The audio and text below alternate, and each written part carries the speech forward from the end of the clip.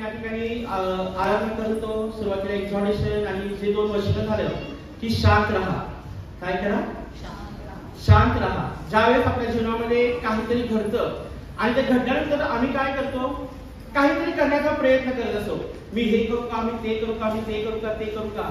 पण देवाचं सांगतो की शांत राहा, मी सगळ्या काही गोष्टी करणार आहे. आणि दुसरी गोष्ट एक की परमेश्वर काय आहे? मजबूत गड आहे म्हटलेला आहे.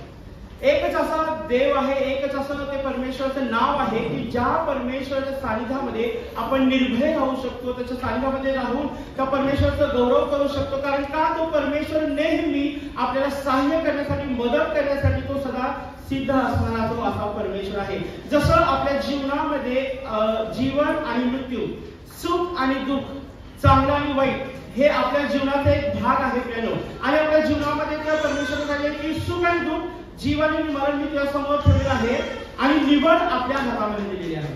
पण एक गोष्ट आहे, निवड जशी आपल्या हातामध्ये आहे प्यानो, एक गोष्ट आपल्या जीवनामध्ये आणखीन आपल्याला करायचं आहे की आपलं रक्षण आपल्याला स्वतःला करायचं आहे. हालेलुया.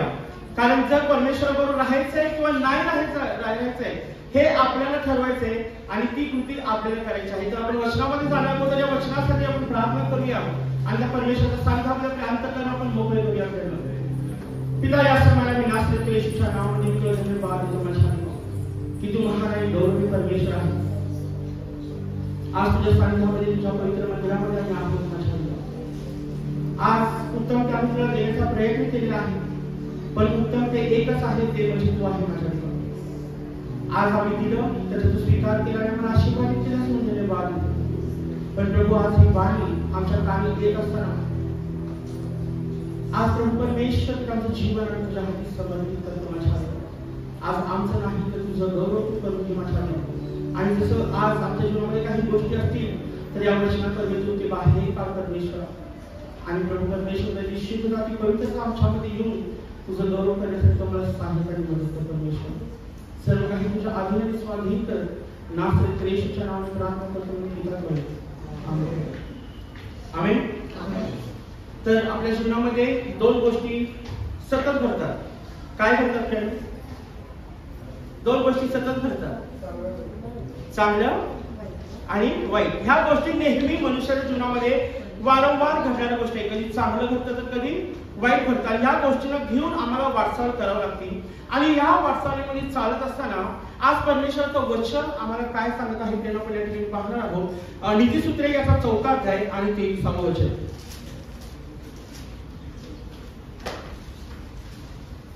सर्व रक्षणीय वस्तूंपेक्षा आपल्या अंतःकरणाचे विशेष रक्षण कर, कारण त्यात जीवनाचा उगम आहे.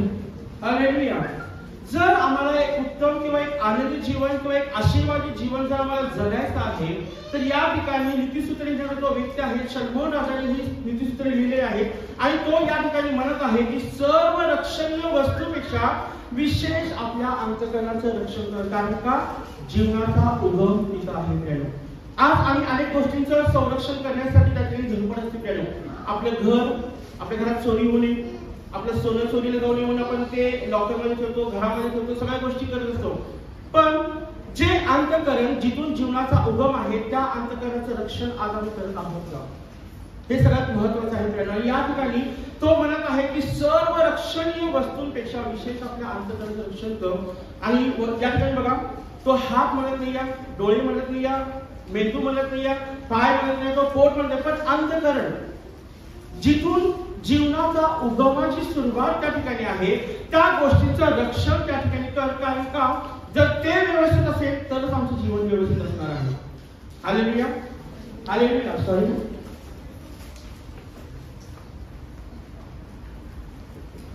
सर्व रक्षणीय वस्तूपेक्षा विशेष आपल्या अंतःकरणाचं रक्षण कर.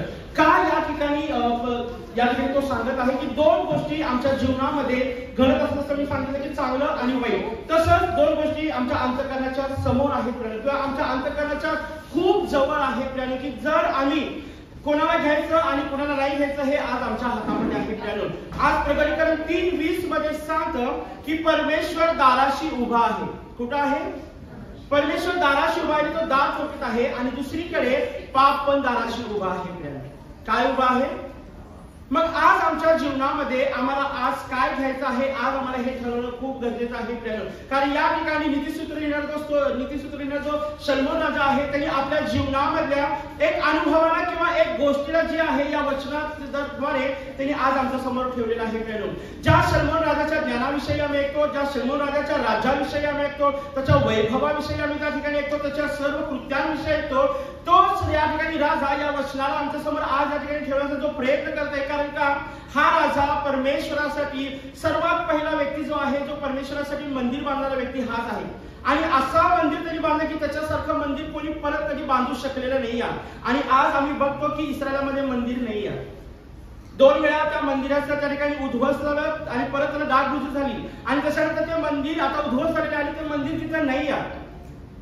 आज बायबल सांगतं की तुम्ही देवाचे मंदिर आहात आणि जो माझ्या मंदिराचा नाश करतो मी त्याचा नाश करण्याचं वचन सांगतो. आणि हा या ठिकाणी का सांगत आहे की या व्यक्तीने त्याच्या जीवनामध्ये जे केलेलं आहे की परमेश्वराने त्याला इतकं वैभव, इतकं ज्ञान, इतकं सामर्थ्य, इतकं बुद्धी, इतकं चातुर्य दिलेलं आहे. सगळ्या गोष्टी त्या ठिकाणी आपल्या जीवनामध्ये करू शकत होता, पण एक काम त्याच्या हातून झाले नाही, तो आपल्या अंतःकरणाचं रक्षण करू शकला नाही. आज आम्ही प्रार्थना करतो, वचन वाचतो, येशू येशू म्हणतो, आराधना करतो, सगळ्या काही गोष्टी करतो, पण आमच्या अंतःकरणावरती आमचा ताबा नाहीये. उत्पत्तीच्या 4थ्या अध्यायामध्ये 7व्या वचनामध्ये त्या ठिकाणी आपण पाहिलं कायन आणि हाबेल आहेत आणि कायनाने काय केलेलं आहे, त्याच्याकडे जे आहे त्याच्यातलं काहीतरी एक भाग म्हणून त्या ठिकाणी आणलेला आहे. पण हाबेलाने जो उत्तम भाग परमेश्वरासाठी आणला होता, परमेश्वराने ते मान्य केल्यानंतर कायनाला खूप राग आला होता. 7वं वचन आपण काढूया, उत्पत्ती 4:7. तू बरे केले तर तुझी मुद्रा प्रसन्न होणार नाही काय, पण तू बरे केले नाही तर दाराशी पाप टपूनच आहे, त्याचा रोग तुझवर आहे, त्याकरिता तू त्यास दाबात ठेव. हालेलुया. परमेश्वर काय म्हणत आहे, तू बरे केले तर तुझी मुद्रा प्रसन्न राहणार नाही काय. आज लोकांना बघितल्यानंतर लगेच समजून येतं हा आनंदी आहे का हा दुःखी आहे, हा रागात आहे का, ह्याच्यामध्ये आज खूप काय चालले आहे हे चेहऱ्याच्या एक्सप्रेशन वरनं कळतं. कारण का हृदयामध्ये जे चाललेलं आहे ते चेहऱ्यावरती दिसून येतं प्रियानो. कारण आमचा चेहरा, आमच्या हृदयात ज्या गोष्टी ना या आरशावरती दिसायला सुरुवात होते प्रियानो. आणि इथं परमेश्वर म्हणत आहे की हाबेला त्या ठिकाणी काय ना म्हणत आहे, तू बरे केले तर तुझी मुद्रा प्रसन्न होणार नाही काय, पण तू बरे केले नाही तर पाप दाराशी टपूनच आहे, त्याचा रोग तुझा आहे, त्याकरिता त्या सुद्धावर परमेश्वर कायनाला ताकीद करत आहे. परमेश्वराला माहित आहे की कायनाच्या मनामध्ये काय चाललेलं आहे, कायनाच्या अंतःकरणामध्ये काय चाललेलं आहे, त्याच्या दाराजवळ कोण येऊन उभा आहे. आज प्रभू परमेश्वर स्वतः त्याच्या समोर आहे, त्याच्याबरोबर बोलत असताना दुसरी गोष्ट त्याच्या अंतःकरणामध्ये चाललेली आहे. परमेश्वरापेक्षा जास्त कुठली गोष्ट त्याच्यावरती प्रभाव करत आहे तर जी गोष्ट खिन्नता, जे दुःख, जे राग, जे मत्सर त्याच्यामध्ये ज्या हाबेलाच्या बाबतीमध्ये झालेला आहे आणि तो रागाला आलेला आहे, तो त्याच्या भावाला दाखवत नाही. मनुष्याला ते कळत नाही, आपण देवाला माहित आहे की कायनाच्या अंतःकरणामध्ये काय झाले. आज आम्ही मनुष्याला फसवू शकतो की आम्ही समोरच्या गोल गोल बोलून हा हालेलुया प्रेज द लॉर्ड असं करून आम्ही खुश करून त्या ठिकाणी आम्ही दाखवू शकतो की त्या व्यक्तीच्या मनामध्ये काय नाही आहे. पण अंतःकरण तोलून पाहणारा परमेश्वर आहे. पाप त्याच्या दाराशी अंतःकरण जवळ आणि परमेश्वर त्याला वॉर्निंग देत आहे, काही नाही, पाप दाराशी दबून त्या ठिकाणी थांबलेला आहे, त्याचा रोग तुझ्यावरती आहे, त्याकरिता त्याला तू दाबात ठेव. अनेक वेळा आमच्याही जीवनामध्ये असं घडतं प्रियानो, आम्हाला राग, मत्सर, द्वेष, कलह आमच्या समोर असतं, आम्हाला ते क्षमा करून परमेश्वर पुढे जाण्यासाठी सांगतो, पण आम्ही काय करतो माहिती का, त्या परमेश्वराला येण्यासाठी वाट देत नाही, तर ह्या गोष्टी आमच्या जीवनामध्ये होतो. आणि पुढे जाऊन आम्ही पाहतो कायनाला परमेश्वराने ताकीद दिली, त्याला सांगितलं की तू त्याला दाबात ठेव, तू त्याला वरचढ होऊ देऊ नको, पण ती गोष्ट तो करू शकला नाही. पुढे पाहतो आम्ही, तो जातो, तो आपल्या भावावरती जाऊन चालून जाऊन त्याचं रक्त त्या ठिकाणी समाप्त करतो. त्याचं रक्त भूमीवरती सांडत, त्याचं नाव त्या ठिकाणी तो त्याला मारून टाकतो. आणि जेव्हा परमेश्वर परत येतो, तुझा भाऊ कुठं आहे. हालेलुया. परमेश्वर आम्हाला पण असंच विचारणार आहे, तुला ही संधी होती, तू काय केलंस. नाही त्यांनी तसं केलं, त्यांनी असं केलं, त्यांनी तेच केलं, त्यांनी तेच बोलला, त्यांनी हेच बोलला. परमेश्वर सांगते की पाप दाराशी टपून आहे. जाऊन त्यांनी काय हाबेलाचा वध केला, परमेश्वराने विचारल्यानंतर पण तो काय उत्तर देतो, मी हे केलं म्हणून सांगत नाही. याचा वाटलं परमेश्वराला लबाई करून तो त्या ठिकाणी वेळात काढू शकतो. पण तो म्हणत आहे की तुझ्या भावाचं रक्त माझ्याकडे ओरड करतात. म्हणजे त्यांनी काय केलं की ज्या गोष्टीचा प्रभाव तुझ्यावरती त्याला त्यांनी मोबाईलचा क्लिप केला. आज आमच्या जीवनामध्ये आम्ही असंच करत आहोत का? एक देव त्याच्या समोर आहे. प्रकटीकरण 30 मध्ये तो दाराशी उभा आहे. मग आज या अंतःकरणात आम्ही कुणाला जागा देत आहोत? कायनाने त्या ठिकाणी त्या रागाला, त्या द्वेषाला, त्या मत्सरला, त्या पापाला त्यांनी त्या ठिकाणी काय केलं? आपल्या जीवनामध्ये अलाव केलं, त्याला सहमती दिली की तू ये, आणि त्यांनी त्याच्यावरती नियंत्रण घेतलं आणि आपल्या भावाचा खून त्या ठिकाणी करण्यास भाग पाडले. मग आज हा व्यक्ती आम्हाला सांगत आहे की सगळ्या गोष्टींचं रक्षण करण्यापेक्षा ना विशेष आपल्या अंतःकरणाचं रक्षण करा. काही आशीर्वादित होऊ शकला असता तो देवाला काय केलं? तू भटकंती करणारा होशील म्हणे. ज्यावेळेस पाप त्याच्या जीवनामध्ये आलं, ज्या पापाचा तू प्रभाव टाकला, आशीर्वादित होण्याऐवजी तो काय झाला? भटकंती करू लागला, परागंदा झाला. त्याच्या नामोनिशान कुठे कुठे त्याला फिरण्याची, भटकंती करण्याची वेळ त्याच्या जीवनामध्ये आलेली आहे. आज आम्हीही आमच्या जीवनामध्ये जर पापाला जागा देत आहोत, रागाला जागा देत आहोत, आज आम्ही क्लेश, मत्सर आम्ही जागा देत आहोत, तर आम्हीही आशीर्वादित होणार नाही. आमची मुद्रा आज प्रसन्न राहणार नाही. आमचा अंतःकरण आज त्या ठिकाणी आनंदी राहू शकणार नाही. कारण का? आम्ही पापाला आपल्या जीवनामध्ये ते स्थान दिलेलं आहे. मग आज प्रकटीकरण 3:20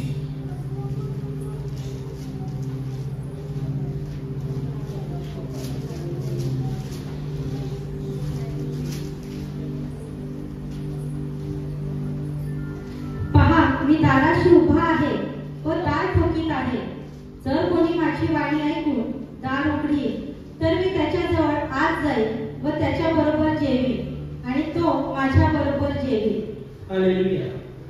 सुरुवातीच्या उत्पत्तीच्या अध्यायामध्ये सुरुवातीला पापाने एंट्री केली आणि त्या ठिकाणी त्या सर्व चुकीच्या गोष्टी त्याच्या जीवनामध्ये किंवा ते आशीर्वाद घेऊन गेले. पण एक चांगली गोष्ट आहे, आज अजून एक संधी आपल्याला आहे. कदाचित कालपर्यंत, आज सकाळी तर येऊपर्यंत, आराधना करेपर्यंत आम्ही ते करू शकले असेल. पण एक गोष्ट आहे की आज येशू ख्रिस्त आपल्या दाराशी उभा आहे आणि दार ठोकत आहे. त्याला आत यायचं आहे. त्याला आत येण्यासाठी सहमती कोण देणार आहे? ते दरवाजा कोण उघडणार आहे? आज आपण स्वतः परमेश्वरासाठी दार उघडण्यासाठी सिद्ध असणं खूप गरजेचं आहे प्रियानो. आणि परमेश्वराला आत यायचं आहे. आत आल्यानंतर तुला काय दिसणार आहे? काय का आज आम्ही एवढी आराधना करतो, एवढी प्रार्थना करतो, देवाला धन्यवाद देतो, देवाच्या सानिध्यामध्ये आहे, सगळ्या गोष्टींचं ज्ञान आज आम्हाला आहे, सन्मानासारख्या सगळ्या गोष्टी कदाचित आमच्या जीवनामध्ये आहे. फक्त तोंडाने असेल पण अंतःकरणातून. म्हणून तो मत्ते 15:8 मध्ये सांगतं की जे यहुदी शास्त्री परुषी जे लोक होते ना, हे ओठाने माझा सन्मान करतात पण अंतःकरणापासून ते खूप माझ्यापासून दूर आहे. आज आम्ही जर आम्हाला चर्च लाईट असेल, हाऊस ग्रुप लाईट असेल, फेलोशिप मीट लाईट असेल, बायबल स्टडी घेत असेल, अनेक अशा गोष्टी करत असेल, पण पाप दाराशी लपून असल्यानंतर त्या पापाला जर आमच्या जीवनामध्ये घेऊन आम्ही चालत असेल तर फक्त प्रभू प्रभू म्हणून काही उपयोग होणार नाही आपल्याला. फक्त मुखाने आज आम्हाला परमेश्वराला धन्यवाद द्यायचे नाही, तर अंतःकरणामध्ये पण त्या परमेश्वराला आपल्या जीवनामध्ये घ्यायचं आहे प्रियानो. आणि ते गोष्टी घेण्यासाठी ज्यावेळेस आम्ही दार उघडतो तर येशूला आत यायचे. आत आल्यानंतर तो काय करणार म्हटलं आहे, मी आत जाईल, तो माझ्या बरोबर जेवेल आणि मी. ती मेजॉरिटी करण्यासाठी पहिली गोष्ट ती जागा ती स्वच्छ असणं गरजेचं आहे.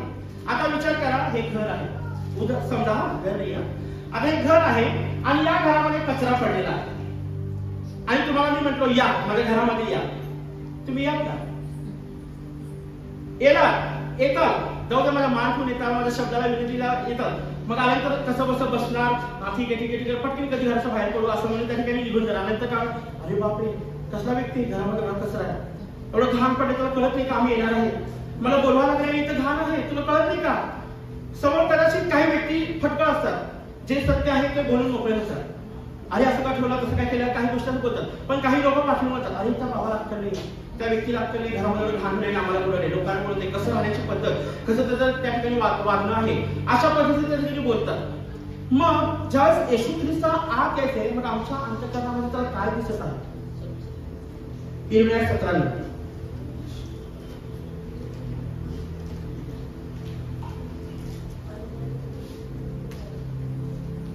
हृदय सर्वात कपटी आहे, ते असाध्य रोगाने ग्रस्त आहे, त्याचा भेद कोणास समजतो? हालेलुया. हृदय सगळ्यात कपटी आहे म्हणजे माणूस नाही पण त्याच्या अंतःकरणामध्ये जे पाप आहे, ज्या चुकीच्या गोष्टी आहेत ना, त्या माणसाला वाईट करतात. कायला पण हे सांगतात देवानी की तुझ्यावर त्याचा रोग आहे, त्याच्यावरती तुझा प्रभाव एक आहे, तू त्याला दाबामध्ये ठेव, त्याला कंट्रोल कर, त्याला काहीतरी वरचढ होऊ नको. आम्हीही आमच्या जीवनामध्ये आमचं हृदय काय असाध्य रोगाने ग्रासलेलं आहे का? आमच्या जीवनामध्ये घाणेरड्या गोष्टी आज भरलेल्या आहेत का? राग, मत्सर, द्वेष, कलह, तटफुटी अनेक अशा गोष्टी ज्या आहेत त्या आज आमच्या अंतःकरणामध्ये आम्ही साठवून ठेवल्या आणि दुसरीकडे हालेलुया ये येशू माझ्या जीवनामध्ये. अंतःकरणामध्ये तर असं आहे पण तोंडामध्ये हालेलुया प्रेज लॉर्ड आहे. इथं मला नाही की हृदय सगळ्यात कपटी ते असाध्य रोगाने एखादी गोष्ट आमच्या विरोधामध्ये घडू द्यावं, देव मला क्षमा करण्यासाठी, प्रेम करण्यासाठी, प्रीती करण्यासाठी, पण एक गोष्ट आमच्या मनाच्या विरोधामध्ये होऊ दे. चेहऱ्यावरती दाखवणार नाही पण आतमध्ये लगेच ठेवणार. त्या खोल्या भरायला सुरुवात होतात. जर छोट्या एक शुगरच्या पेशंटला खूप काळजी घ्यावी लागते, प्रियांका काय करावं लागतं? एखादी छोटीशी जखम पण त्याचं आयुष्य उद्ध्वस्त करू शकते, त्याला अपंग करू शकते. कदाचित या जीवनात त्याला बाहेर पण घेऊन जाऊ शकते. शुगरचा आजार इतका भयानक असतो प्रियांका. ज्यांना शुगर आहे, कारण का माझ्या आईला पण शुगर आहे मला माहित आहे, पण खरंच मी देवाच्या नावाला इतकं धन्यवाद देतो की 2 वर्षाखाली माझ्या आईला बॅक साईडला बेंड झाल्यामुळं तिने घरगुती उपाय खूप छान सुरू केले होते आणि त्या घरगुती उपायामुळं त्या एक छोट्याशा बेंडचं किंवा एक फोडीचं रूपांतर एवढ्या मोठ्या जखमीमध्ये झालं. जो एवढा मोठा हात त्या जखमीमध्ये जाऊ शकतो, इतकं भयानक त्या ठिकाणी ते आजार होता. तिला उठता बसता येत नव्हतं. जी बाई अशी होती ती अशी झाली त्या आजारामुळे. कारण का जेवणच नाही, तिला उठताच येत नाही, बसता येत नाही, खूप त्रास. आणि तिला ज्यावेळेस आजार नसताना काय वाटलं नाही, पण ज्यावेळेस तो आजार झाला ना तिला जगायची आशा खूप की मला हा त्रास व्हायला, मला कसं व्हायला, मला असं व्हायला, मला तसं व्हायला. आणि खूप ती त्या ठिकाणी करायची, रडायची. आणि त्या गोष्टीला मला माहित आहे शुगर झाल्यानंतर आमच्या घरासमोर एक व्यक्ती आहे, फक्त त्याच्या पायाच्या अंगठ्याला एक जखम झाली म्हणून पायाचा खालचा भाग जो आपला पाय तळव्याचा जो भाग आहे एवढा कट केला. त्याच्यानंतर ती पॉइझन चढायला लागलं म्हणून या गुडघ्यापासून त्याचा पाय कट केलेला आहे. आणि त्याच्यानंतर माझ्या आईला हा आजार, त्या ठिकाणी हा त्रास झाल्यानंतर मलाही खूप टेन्शन आलं. आता जर ही जखम बरी झाली तर बरं आहे, तर खूप अवघड आहे. आणि मी प्रार्थना करायला लागलो. मी सांगायला की नाही काय होणार नाही, पण आतमध्ये माझ्या खूप असं रेस्टलेस व्हायला लागलं की आता काय झालं तर कसं होईल, हे होईल. मी प्रार्थना करायला सगळ्यांना सांगायला लागलो, सगळ्या गोष्टी आहेत. आणि मी मला देवा एक तरी मला चिन्ह दे, एक तर ती जगणार का मरणार तुम्हाला दाखव. आणि मी खूप देवाकडे 8 दिवस मी एक मनामध्ये थांबलं की आता ही मरणार.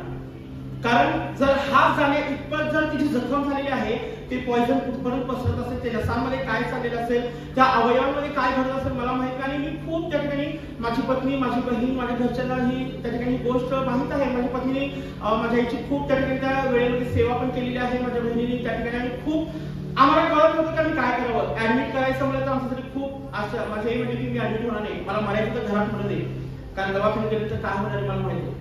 आणि आमची ऐपत नव्हती की आम्ही मोठ्या दवाखान्यामध्ये किंवा भारी तिथे ट्रीटमेंट करावं, अशी ऐपत त्या काळात पण होती, आता पण आहे. पण देव अजूनही आम्हाला सुरक्षित आणि निरोगी ठेवत आहे. आणि ज्यावेळेस मी देवाला म्हणलं की देवा माझ्या आईला एक तर तू आरोग्य दे, तर मला चिन्ह दे की काय होणार आहे. आणि मी प्रार्थना करायला आणि देवाने मला एक असं स्पष्ट आमच्या दारामधनं जो रस्ता जातो, जी बोळ आहे त्या बोळीमध्ये जेवल्यानंतर ती फिरत असेल आणि ती जसं आजारी पडली तसं ती करण्याचं बंद झालं. आणि मी प्रार्थना केल्यानंतर पर्टिक्युलर साडी देवाने मला दाखवली आणि ती फिरायला लागली, मला दाखवली. माझी आई उठून बसलेली आहे. आणि आज देवाला धन्यवाद, 2 वर्ष झालं माझी आई पूर्णपणे बरी आहे, जखम पूर्णपणे भरलेली आहे, सगळा त्रास गेलेला आहे आणि ती पूर्णपणे बरी आहे.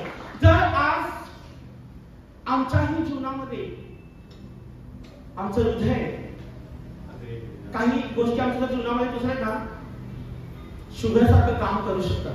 आमचं अंतःकरण, आमचं हृदय जर सतत खिन्न राहिलं, आजारी राहिलं काहीच होणार नाही. म्हणून देवाचं वचन सांगतं माणसाचं हृदय हे असाध्य रोगाने ग्रासलेलं आहे आणि उत्पत्ती 6:5 मध्ये पण सांगतं जेव्हा देवाने माणसाची निर्मिती केली, जेव्हा मानव त्या ठिकाणी वाढले आणि देवपुत्राने मानव कन्याशी व्यवहार केल्यानंतर देवाने बघितलं माणसाच्या मनात एकसारखा वाईट कल्पना येतो. मनुष्य प्राणी असा आहे ना, कितीही चांगलं करू द्या, कितीही चांगलं करू द्या, पण एखादी वाईट गोष्ट घडली ना 100 चुका सगळ्या 100 चांगल्या गोष्टी बाजूला ठेवतो, पण एक वाईट गोष्ट म्हणून आमच्या जीवनामध्ये बसतो. तरी मला असंच का केलं, तिने मला असंच का केली, तिने मला असंच बोललं नाही पाहिजे. ते आमच्या अंतःकरणात काय करतं, आजाराला घेऊन येतो आमच्या जीवनात. म्हणून आमच्या जीवनामध्ये जेव्हा अशा गोष्टी घडतात तेव्हा सांगतो की त्याचा रोग तुझ्यावरती असताना त्याला तू दाबात ठेव, सोडून द्या. काही गोष्टी देवाच्या हातात सोडून द्या. स्वतः हँडल करण्याचा, स्वतः करण्याच्या गोष्टी त्यांना टाळा केल्या. प्रकटीकरण 3:20 मध्ये परत आपण घेऊया.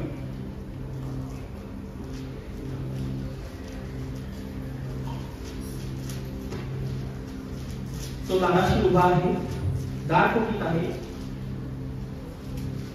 जर कोणी माझी वाणी ऐकून दार उघडेल तर मी त्याच्याजवळ आत जाईन व त्याच्या बरोबर जेवेन आणि तो माझ्या बरोबर जेवेन. Hallelujah, hallelujah. या ठिकाणी परमेश्वराला आमच्या बरोबर मेजवानी करायचंय, परमेश्वराला आम्हाला सहभागिता करायचंय, पण आमच्या अंतःकरणातल्या गोष्टी आम्हाला पहिलं बाहेर काढणं खूप गरजेचं आहे. आणि ते कोण करू शकतो माहिती का, फक्त परमेश्वर करू शकतो. ज्यावेळेस तुम्ही त्याच्यासाठी दार उघडा ना, तो आत येईल. आत आल्यानंतर ज्यावेळेस येशू मंदिरामध्ये आला, यरुशलेमच्या सणाच्या वेळेस तो मंदिरामध्ये आला आणि मंदिरामध्ये आल्यानंतर त्यांनी काय बघितलं, क्रय विक्रय चालला होता. म्हणजे काय चालला होता, बाजारपेठ मांडली होती. देवाच्या घरामध्ये बाजारपेठ मांडली होती. आज आम्ही जसं म्हणून सुरुवातीला की तुम्ही देवाचं मंदिर आहात आणि तुम्ही त्या ठिकाणी हे हृदय जे आहे परमेश्वराचं मंदिर आहे. या मंदिरामध्ये जर आम्ही बाजारपेठ मांडून ठेवलेली आहे, रागाची, द्वेषाची, मत्सराची, हेव्याची, अनेक अशा कर्तृत्वाच्या गोष्टींची जर आम्ही बाजारपेठ मांडलेली आहे, येशूला तुमच्या जीवनामध्ये बोलवा आपल्याला. आणि ज्यावेळेस तो येईल आल्यानंतर काय केलं, कबुतराचे ते चौरंग त्या ठिकाणी पाडले, त्या ठिकाणी सगळ्या पक्षाला त्यांनी त्या ठिकाणी बाहेर काढलं, जे बाजार म्हणून त्यांनी त्या ठिकाणी घालवलं आणि ते म्हणाले की माझं घर हे प्रार्थनेचं मंदिर म्हणून ओळखलं जाईल. आज आमचं अंतःकरण पण परमेश्वराचं त्या ठिकाणी मंदिर आहे. या मंदिरामध्ये त्याला यायचं आहे, या सगळ्या गोष्टी काढायच्या आहेत. म्हणून तो दाराच्या बाहेर उभा आहे. तो देव आहे, तो डायरेक्ट आत येऊ शकला असता ना, स्फूर्ती दिला, प्रेरणा दिला, उत्तेजना दिला, लगेच तो येऊन सगळ्या गोष्टी काढू शकला असता ना. पण तो संधी देत आहे की तू मला माझ्या जीवनामध्ये घे, माझ्यासाठी दार उघड. आणि जेव्हा मी येईल सगळ्या तुझ्या जीवनातल्या त्या असाध्य रोग मी काढून टाकेल, सगळ्या घालणाऱ्या गोष्टी मी काढून टाकेल, त्या ठिकाणी तुझ्या जीवनातील निराशा, सगळं दुःख मी तुझ्या जीवनामध्ये करेल. प्रियानो, शल्मोन राजाला ही संधी मिळाली आहे. प्रियानो, शल्मोन राजाला 700 राण्या आणि 300 उपपत्न्या होत्या. किती? 1000 बायका. लोकांना 2-4 हँडल होत नाही. त्याच्याकडे ते वैभव होतं, सामोशर त्याच्या ठिकाणी कळत होतं. 1000 राण्या असताना त्याचं मन आहे आपल्याला विदेशी स्त्रियांकडे जडलं आहे.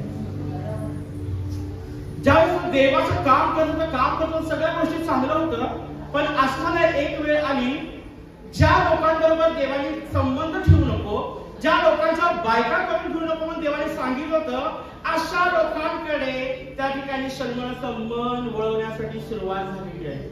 आणि ज्या वेळेस तिचं मन त्या परमेश्वराकडे वळलं, 3 दैवताच्या नादी तो लागला. अष्टरोत देवता, कमोश देवता आणि त्या ठिकाणी मिल्कोम देवता. जिवंत परमेश्वराला सोडून तो अन्य दैवताच्या पाठीमागं भटकायला सुरुवात केला. कुणामुळे मिळालं? चुकीच्या लोकांबरोबर संबंध जोडल्यामुळे, चुकीच्या लोकांना आपल्या जीवनामध्ये अलाव केल्यामुळं शल्मोनाला त्या ठिकाणी चुकीच्या मार्गाकडे, बघा ज्या परमेश्वराने त्याच्याकडे मंदिर बांधून घेतलं, इतकं त्याला तो दृष्टांतात बोलायचा, त्याला तो त्याचे दर्शन दिला, आशीर्वाद दिला, त्या परमेश्वराकडून सहज त्या लोकांचं संबंध वळलं. आज आम्ही कुणाच्या रिलेशनशिप मध्ये आहोत, कुणाच्या संगती सोबतीमध्ये बसत आहोत. आमचा प्रभाव त्या व्यक्तीवर पडत आहे का त्याचा प्रभाव आमच्यावर पडत आहे? आज हे तपासणं खूप गरजेचं आहे. पहिले राजे याचा 11वा अध्याय 1-3.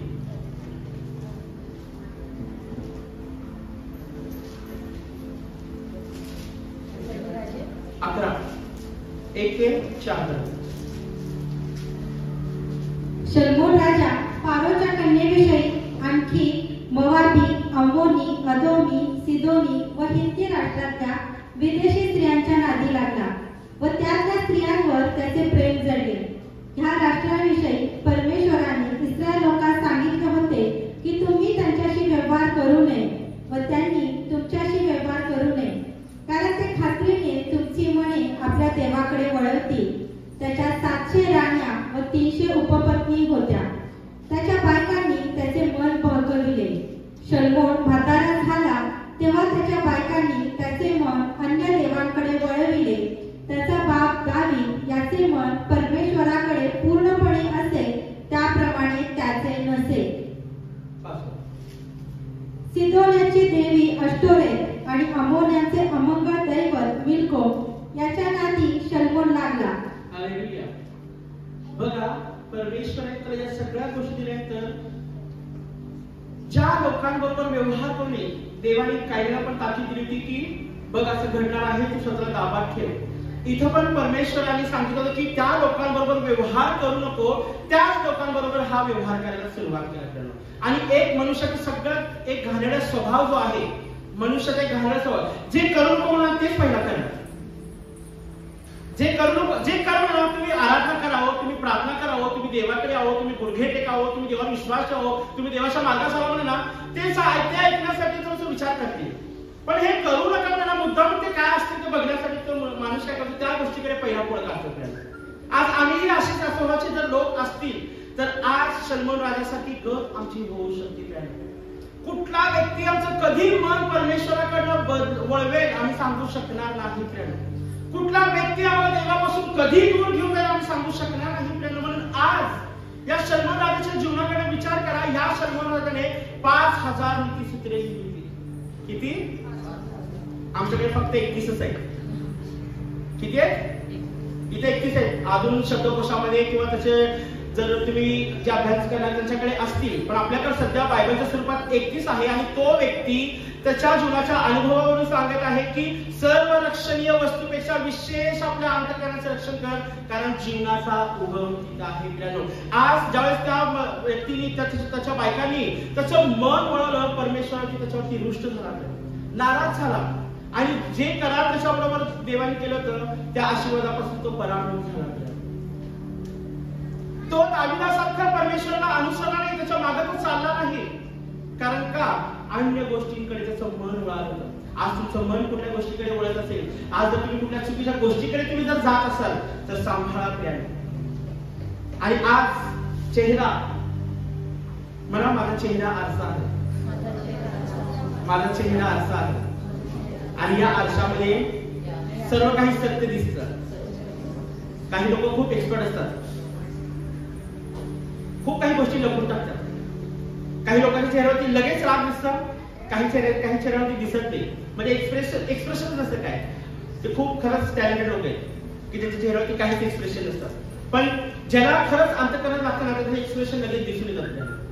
त्याच्या अंतःकरणामध्ये दुःख, त्याच्या अंतःकरणामध्ये खिन्नता, त्याच्या अंतःकरणामध्ये राग लगेच दिसून येतं. किंवा प्रेम पण लगेच व्यक्त दिसून येतं. त्या ठिकाणी सगळ्या चांगल्या गोष्टी पण लगेच व्यक्त होतात. प्रेम आज या ठिकाणी अष्टोरेत आणि मिल्कोम आणि कमोश अशा देवतांच्या मागं त्या ठिकाणी लागलेला आहे. आम्हीही कुठल्या अशा गोष्टींच्या मागे लागलं असेल, त्यांचं मन वळवत असेल, आम्ही त्यांच्या नादी लागला असेल तर ती रिलेशनशिप तोडा प्यानो, ती संगती सोडा प्यानो, त्या व्यक्तींबरोबर त्या गोष्टींची फेलोशिप करण्याचा सोडून द्या प्यानो. आणि जर तुम्ही सोडून द्या तर नक्कीच तुम्ही आशीर्वादित होणार प्यानो. एक उदाहरण बघायचं, नीतिसूत्रे. नीतिसूत्रे याचा 17वा अध्याय 22वा वचन. जर खिन्न हृदय असेल तर काय होतं, आनंदी हृदय असेल तर काय असेल? आनंदी हृदय हे उत्कृष्ट औषध होय, खिन्न हृदय हाडे शुष्क करीते. हालेलुया. आनंदी हृदय काय असतं? जो व्यक्ती सतत हसतो किंवा ज्याच्या हृदयामध्ये सतत आनंद असतो, तो व्यक्ती नेहमी निरोगी, चांगला आणि टवटवीत असतो. हालेलुया. जो त्या ठिकाणी आनंद असतो, त्याचं हृदय आनंद आहे, त्याचं त्या ठिकाणी उत्कृष्ट. आज तुम्हाला बाहेरच्या त्या ठिकाणी मेडिसिन किंवा बाहेरचं ट्रीटमेंट किंवा बाहेरच्या आजारावरती त्या ठिकाणी ट्रीटमेंट घ्यायचं असेल ना, त्याच्या अगोदर हे काम करा. तुम्ही आनंदी राहायला शिका. तुमच्या अंतःकरण त्या ठिकाणी आनंद ठेवायला शिका. म्हणजे आजार तुमच्या जीवनामध्ये येणार नाही. कारण का आनंदी हृदय हे उत्कृष्ट औषध आहे आणि खिन्न हृदय काय करतं? हाडं शुष्क करतं म्हटलेलं आहे. मग विचार करा, ज्या हाडांमधलं सत्व निघून गेलं, ज्या हाडांमधलं ताकद निघून गेली, ज्या हाडांमधलं त्या ठिकाणी जो गुणधर्म कशामध्ये आहे आम्हाला एक बल देण्यासाठी ते निघून गेलं, आम्ही चांगलं दिसणार आहे का? काही दिवसातच असे दिसेल. सारखं खिन्न खिन्न दुःखी निराश त्या ठिकाणी कष्टी भागेल जर अशा स्थितीमध्ये आम्ही राहिलो ना, काही दिवसातच टेन्शन आम्ही असं दिसेल. आणि काही वेळेस कसं म्हणजे लोक अरे किती सुधारला, तो कसं तो आनंदी खाऊ पिऊ मस्त असं टेन्शन नसते त्याला. पण काही लोक खूप वीक होतात कारण का आतलं झुलत असतं, खूप चिंता असते लाईफ मध्ये, खूप टेन्शन, कारण त्या गोष्टीला घेऊन आम्ही बसलेले असतो. अशा गोष्टीला सोडा, येशू ख्रिस्त आपल्या जीवनामध्ये घ्या आणि वचन सांगतात आनंदी हृदय उत्कृष्ट औषध. जर तुम्ही हे औषध घ्या ना आनंदाचं, बाहेरच्या औषधाची गरज तुम्हाला पडणार नाही. येशू या नावाचं जर औषध तुम्ही घ्या, तुम्हाला जगाच्या औषधाची गरज पडणार नाही. हालेलुया.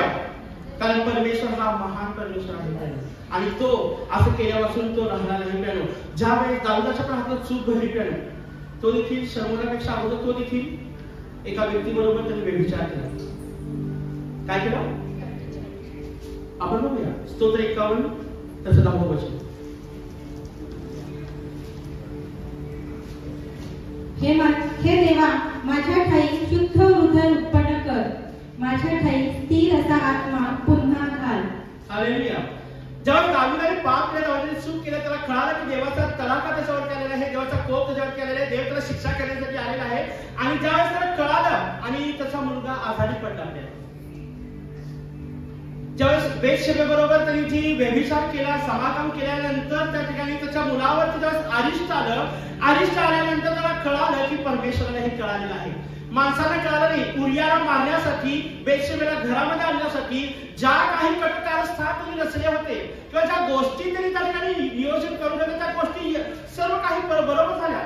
उजियाला त्या ठिकाणी उरियाला त्यांनी बरोबर युद्धामध्ये कसं पाठवायचं, कसं त्याला मारायचं, मग जी स्त्री आवडली तिला घरी कसं आणायचं त्यांनी बरोबर केल्यानंतर त्याला वाटलं की मला कोणी बघितलं नाही किंवा कोणाला माहित नाही, बरं झालं. पण जिवंत देव सगळ्या गोष्टी बघत असतो. जिवंत देवाच्या सगळ्या गोष्टींकडे लक्ष असतं. ज्या वेळेस परमेश्वराला कळाल्यानंतर परमेश्वराचा संकट त्याच्या आयुष्यात त्याच्यावरती आलं, तो परमेश्वराकडे प्रार्थना करला की हे देवा, माझा ठाई शुद्ध हृदय उत्पन्न कर. कारण त्याला कळालं की त्याच्या जीवनामध्ये त्याच्या हृदयामध्ये खूप घाणेरड्या गोष्टी आल्या. व्यभिचारासारखं पाप देवाला आवडत नाही, चुकीचे रिलेशनशिप देवाला आवडत नाही, अन्य दैवताच्या नादी लागणं देवाला आवडत नाही, घाणेरड्या गोष्टीमध्ये राहणं देवाला आवडत नाही, चुकीच्या गोष्टी आमच्या जीवनामध्ये येणं हे देवाला आवडत नाही. म्हणून तो दाराच्या बाहेर उभा आहे, तो दाराच्या आत नाही आहे. ज्यावेळेस तुम्ही त्याला अलाव कराल, तो सगळ्या घाणेरड्या गोष्टी बाहेर काढेल आणि ज्यावेळेस तो तुमच्याबरोबर फेलोशिप करेल, तो तुमच्याबरोबर जेवेल आणि तुम्ही त्याच्याबरोबर जेव्हा किती आनंदी राहाल. तुम्ही नाचत बाळकडत उड्या माराल, अरे देव धन्यवाद, येशू धन्यवाद, परमेश्वरा धन्यवाद. असं ज्यावेळेस कसं देव आमच्या जीवनामध्ये, मग दुःख असो सुख असो, त्या प्रत्येक स्थितीत आम्ही देवाला धन्यवाद देतो. कारण का आमच्या अंतःकरणात कोण असतो? देव असतो. आणि या ठिकाणी दावीद म्हणत आहे की माझ्या ठाई शुद्ध हृदय उत्पन्न कर.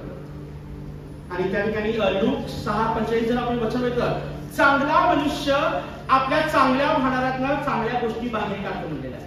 काय म्हणलेलं आहे? चांगला मनुष्य आपल्या चांगल्या भांडारातनं. खूप सुंदर वचन आहे, तुम्ही आपण हे वाचूया. 6:45. चांगला मनुष्य आपल्या अंतःकरणातील चांगल्या भंडारातून चांगले ते काढतो, तसेच वाईट मनुष्य वाईटातून वाईट काढतो. कारण अंतःकरणात जे भरले आहे तेच मुखावाटे निघणार. हालेलुया. कितीही आम्ही दाबून डबून ठेवण्याचा प्रयत्न करतोय, कितीही, पण एक वेळ अशी येते ना, त्या भांडणात गोष्टी आपोआप बाहेर येतात. आपली इच्छा नसताना आपण काढतो बाहेर. हालेलुया. काही वेळेला दाबून ठेवतो तर काही वेळेला बाहेर काढतो जाणून. आणि इथे वचन सांगतं की त्या ठिकाणी चांगला मनुष्य आपल्या अंतःकरणातून चांगल्याच गोष्टी बाहेर काढतो आणि त्या ठिकाणी वाईट मनुष्य वाईटातून वाईट करतो. कारण अंतःकरणात जे आहे, जे भरले आहे तेच मुखावाटे निघणार. आज आपल्या मुखामध्ये जे येतं ना, तेच आपल्या अंतःकरणात असते. मग ते राग असू द्या, आनंद असू द्या, प्रेम असू द्या, कृपा असू द्या, दया असू द्या किंवा वाईटपणा असू द्या, ते सगळं आपल्या अंतःकरणामध्ये असतं. आणि ते काय सांगतं की जे अंतःकरणात आहे तेच बाहेर येतं. बाहेरच्या गोष्टी आम्हाला विटाळू नाही, आम्हाला पापामध्ये पाळू शकत नाही किंवा आमच्यावरती पाप लादू शकत नाही. आमच्या अंतःकरणामध्ये ज्या गोष्टी आहेत ना तेच आमच्यासाठी अशुद्ध करणार, आम्हाला पापी ठरवणार, आम्हाला दोषी ठरवणार, परमेश्वरापासून दूर नेणार हे आमचं अंतःकरणच आहे.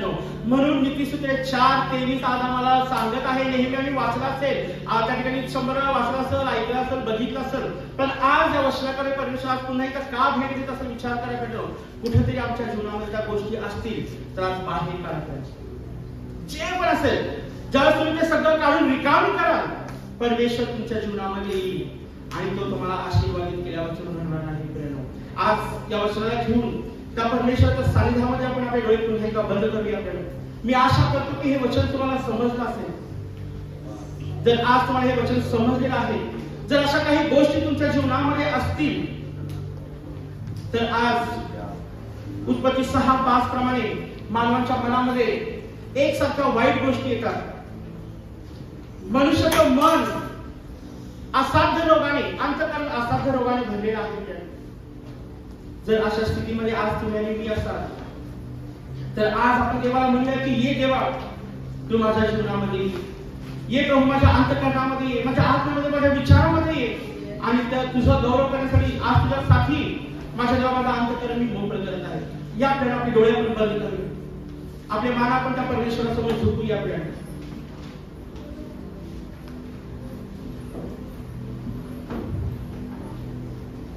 तुम्हाला असं वाटतं देवाने आज तुमची भेट घेतलेली आहे, तुम्हाला वाटतं देवाने आज तुम्हाला बोललेलं आहे, तर आज तुमच्या अंतःकरणात चांगल्या गोष्टी आहेत का वाईट गोष्टी आहेत आधी तपासा आपल्याला. कारण चांगला मनुष्य नेहमी चांगलंच काढतो आणि वाईट मनुष्य वाईटच काढतो. म्हणून आज कदाचित तुमच्या जीवनामध्ये, तुमच्या अंतःकरणामध्ये काही जर चुकीच्या गोष्टी असतील तर त्या येशू ख्रिस्तासाठी आज तुमच्या जीवनामध्ये दार उघडले आहे. त्याला येऊ द्या तुमच्या जीवनामध्ये आणि ते कार्य करू द्या. जो क्रय विक्रय, जो आजार, ज्या चुकीच्या गोष्टी आज आमच्या अंतःकरणामध्ये भरलेल्या आहेत, आज ते बाहेर काढण्यासाठी त्या येशूला आपल्या जीवनामध्ये बोलूया. दोन गोष्टी आपल्या अंतःकरणाच्या बाजूला उभ्या आहेत. पाप आपल्या हृदयाशी उभा आहे, येशू ख्रिस्त ही आपल्या हृदयाच्या बाजूला उभा आहे. म्हणा प्रभू